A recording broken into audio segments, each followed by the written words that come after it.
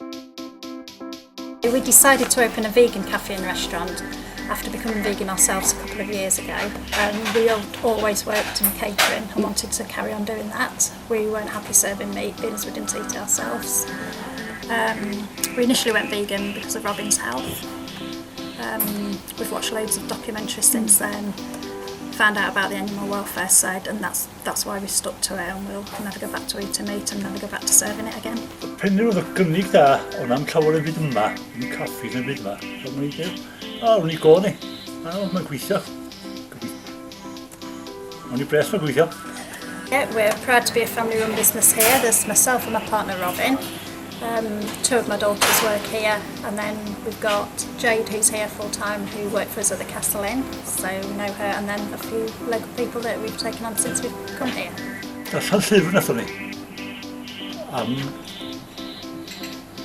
veganism a byw'n iach felly. A unrhyw llyfr oedd Eating Gorilla Comes in Peace. A fan oedd oth o gyd.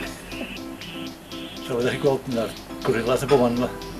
The customers we've had coming in so far, we're really excited because it is a good cross-section of the community. We've had youngsters, older people, we've had staunch, strict vegans coming in, vegetarians, meat eaters.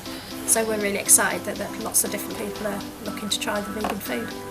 Bob dim bod y dda iawn i gwir, da ni falch am hynny. Da ni'n siŵr iawn yn dechrau ffordd y bobl Cymru yma, hollol vegan mewn lle, a ffarmwrs o dde. Ond mae pawb yn iawn i chwarae teg. A da ni'n falch iawn bod ddim yn gweithio dda.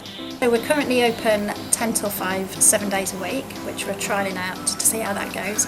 In the future, we definitely want to introduce the evenings, starting probably with a Friday and Saturday, hopefully in the near future.